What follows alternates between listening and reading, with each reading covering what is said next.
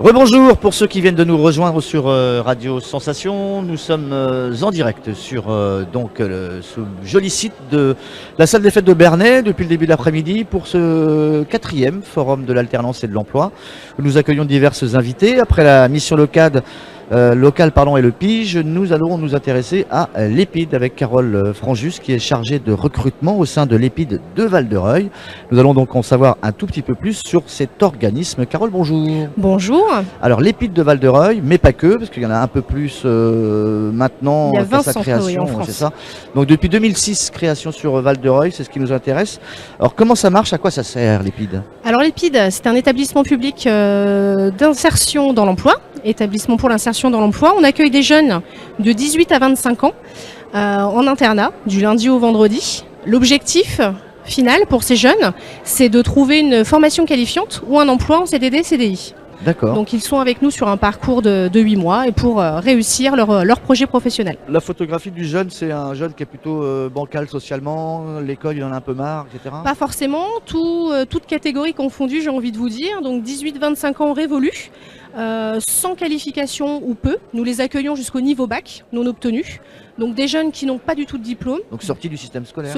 Sortis du système scolaire, mais ça peut être des jeunes également titulaires de CAP qui veulent se réorienter ou qui ne trouvent pas d'emploi dans leur branche, auquel cas ils viennent trouver des réponses à leurs questions au sein de notre dispositif. On va les aider à trouver une issue et lever leurs freins sociaux, leurs freins familiaux, financiers. Donc, Alors, la démarche, elle est assez originale parce qu'on amène des jeunes en fait en difficulté soit sociale ou au niveau de ses études à ouvrir une porte vers l'emploi, mais en étant hyper encadré par une autorité. L'autorité, bon, ils quittent le foyer familial. Exactement, l'idée c'est de leur redonner un cadre de vie social nécessaire à un bon fonctionnement dans la vie professionnelle. Donc ils se lèvent à 6 h le matin, ils sont encadrés par différents moniteurs, éducateurs, chargés d'insertion professionnelle, conseillers en éducation citoyenneté. On participe à différentes commémorations, donc le devoir de mémoire est important. Ils se lèvent à 6 h tous les matins. Et on chante la Marseillaise le vendredi matin à 7 h 30. D'accord. Et il y a des rassemblements tout au long de la journée, avant les activités. Donc il y a une remise à niveau scolaire, beaucoup de travail sportif, 6 à 8 heures de sport par semaine. Beaucoup d'heures d'informatique également. Ils ont l'opportunité de passer le code de la route au sein de l'EPID et des heures de conduite, parce qu'on a un simulateur.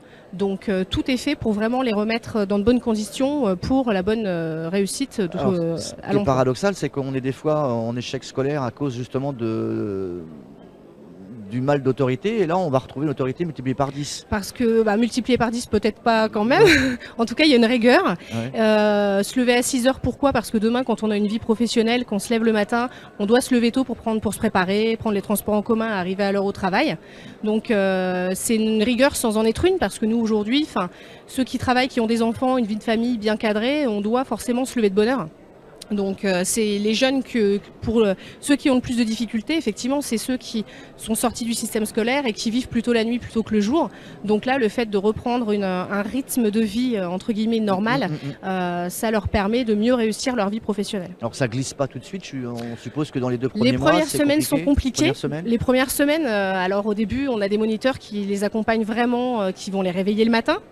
Et au bout de plusieurs jours ou plusieurs semaines, ils sont autonomes. Le soir, ils se couchent pas très tard non plus. 22h30. Réveille-toi, déjeuner est prêt, c'est pas comme ça. Non, c'est pas comme ça. Ils se lèvent, ils doivent se préparer, ranger leur chambre. Ils ont des travaux aussi de ménage quotidien à effectuer. Ils rangent leur chambre, ils vont déjeuner. Il faut qu'ils soient prêts à 8 h. C'est rassemblement, garde à vous, et on démarre les activités. Est-ce que c'est véritablement, donc, outre cet aspect un peu militaire dont le jeune a besoin pour retrouver un équilibre, est-ce que c'est véritablement le retour à l'école?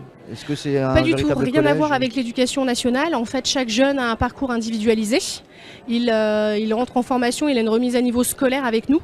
Donc maths et français de façon générale. Après, c'est plutôt à la carte en fonction du projet du jeune. Donc quand il rentre en formation, s'il a une remise à niveau en français à faire, ils n'ont pas tous le même projet ni le même niveau de compétences. Donc chacun va travailler ce dont il a besoin. On accueille aujourd'hui, on a une possibilité d'accueil de 210 jeunes au centre de Val-de-Reuil. Ces 210 jeunes sont divisés en 7 sections. Les 7 sections comportent une trentaine de jeunes, et quand ils vont en formation spécifique, sport, informatique ou maths et français, ils sont par groupe de 15. Donc, ce qui permet aux formateurs d'avoir vraiment un suivi individualisé pour chaque jeune, en fonction de ses besoins et de ce dont il a besoin de Il peut travailler. y avoir une filière d'apprentissage aussi? Est-ce qu'on les met aussi dans une entreprise en alternance? Oui, tout à fait. Il y a des stages découvertes. Donc c'est une semaine lépide et 2 semaines de travail? Exactement. Et alors, pas une semaine, pas forcément comme ça, mais en tout cas, oui, ils ont des stages à effectuer tout au long de leur parcours à l'EPID.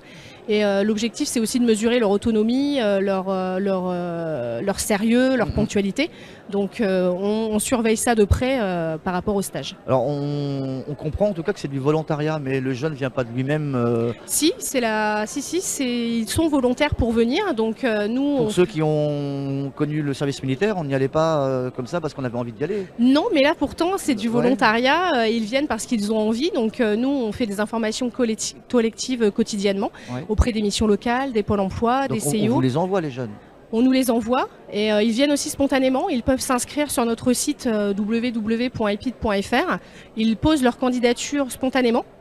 On les recontacte, on leur fait visiter le centre. À l'issue de la visite, on les convoque à une journée de recrutement s'ils le souhaitent. Et à l'issue de ces journées de recrutement, donc ils rencontrent le directeur, ils ont un entretien avec les formateurs. Et à l'issue de cette journée, on statue sur leur candidature. Donc s'ils sont acceptés, ils enchaînent quelques jours après sur le dispositif en internat. Et donc ils viennent spontanément. Généralement, ceux qui viennent entre guillemets un peu forcés viennent peut-être à la visite, mais reviennent pas à la journée de recrutement en tout cas. Donc, comment ça fonctionne l'EPID? On va prendre Val-de-Reuil comme exemple. Il y a combien d'encadrants, de profs? Quelles sont les professions qui travaillent avec vous? Alors on peut accueillir 210 jeunes et il y a 70 encadrants. Donc dans ces encadrants, nous avons des moniteurs, des conseillers en éducation citoyenneté, des chargés d'insertion professionnelle, des chargés de recrutement comme moi, des chargés de relations entreprises qui ont en charge tout le partenariat pour trouver des partenaires aux alentours de Val-de-Reuil. On a donc les directeurs, des assistantes administratives. Des enseignants? Oui, enseignants de formation générale, maths et français, enseignants en informatique, 2 professeurs en sport. Et nous avons donc des chargés d'insertion professionnelle qui vont accompagner le jeune vraiment sur leur CV, lettre de motivation et leur accompagnement dans la vie professionnelle. Nous avons une formatrice en prévention routière également pour le code de la route, une chargée d'accompagnement social et une infirmière également, et une psychologue. Est-ce que ça a progressé depuis la création de l'EPID de Val-de-Reuil? Je ne sais pas depuis combien de temps vous y êtes, mais est-ce que les jeunes viennent de plus en plus maintenant? Alors, l'image a changé, elle est beaucoup plus positive déjà? Oui, on essaie de changer l'image parce qu'on n'est pas un centre de réinsertion, mais un centre d'insertion professionnelle. La complication qu'on peut rencontrer aujourd'hui, c'est que les jeunes ont beaucoup de dispositifs qui leur sont offerts, entre guillemets. Donc c'est vraiment de leur faire passer un message, c'est 8 mois dans leur vie, qu'il faut qu'ils profitent de ces opportunités qu'on leur propose pour réussir dans leur vie professionnelle et qu'en plus ils sont indemnisés, l'hébergement est gratuit, la formation dispensée est gratuite. Donc c'est 8 mois. Après, ce qui peut les freiner, c'est surtout l'internat. Maintenant c'est du lundi 10h au vendredi 14h, donc ça reste jouable. Oui, et quand ils sont en période de stage, ceux qui habitent Bernay et pas Val-de-Reuil peuvent faire des stages aussi à côté de chez eux, ce qui leur permet de rentrer le soir et pas de rester au centre. La période en fait d'immersion, c'est combien de temps? C'est obligatoire? On signe quelque chose à l'entrée? On signe un premier contrat de 8 mois, renouvelable 3 fois. Et donc quand je vous parlais d'un parcours de 8 à 10 mois, c'est la moyenne. En règle générale, il reste une dizaine de mois. Au-delà des 10 mois, on s'aperçoit que la motivation n'est peut-être plus là, ou en tout cas, on n'est plus vraiment en proactivité. L'équivalent d'un salaire, non?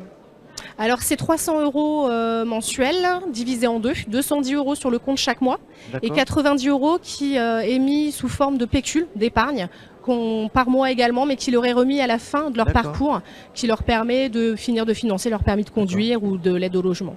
Des exemples de belles réussites, de sortir de l'EPID et ensuite de jeunes qui ont... Des jeunes qui ont réussi, qui ont même certains monté leur entreprise, ou pour certains travaillé dans des restaurants, des jeunes qui sont arrivés en France depuis peu de mois, qui ont réussi à s'intégrer pleinement, à travailler leur français, leur remise à niveau, c'est vraiment travailler de façon accélérée, et qui ont réussi à trouver un CDI très très rapidement. Et pour certains, ils reviennent nous voir quelques semaines, quelques mois après leur sortie de l'EPID, avec leur voiture, leur bébé. Ils viennent nous raconter un peu leur histoire et nous faire profiter de leur réussite.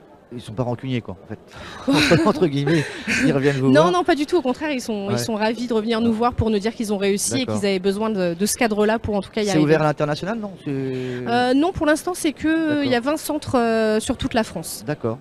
Comment on fait donc, juste parce que le temps s'écoule vite, comment on fait pour s'inscrire chez vous? Alors pour s'inscrire, il faut aller sur le site. Donc, Si on est là à Bernay, admettons. à Bernay, donc sur On le va site voir la mission principalement locale. www.epid.fr. Sinon, vous dirigez à la mission locale au Pôle emploi ou nous contactez directement. Allez sur le site de l'Epid, vous voyez les coordonnées de Val-de-Reuil, vous me contactez directement et on prend rendez-vous pour une visite, pour venir découvrir le centre. Il n'y a aucun engagement du tout, juste venir prendre de la formation et voir comment on travaille. D'accord. Voilà donc une sympathique chargée de recrutement, Carole Franjus de l'Épide de Val-de-Reuil. Merci d'avoir accepté notre invitation. Merci à vous. Et puis on vous souhaite plein de bonnes choses pour la suite de ce forum. On se retrouve dans quelques instants, toujours sur Radio Sensation. Merci, à tout à l'heure.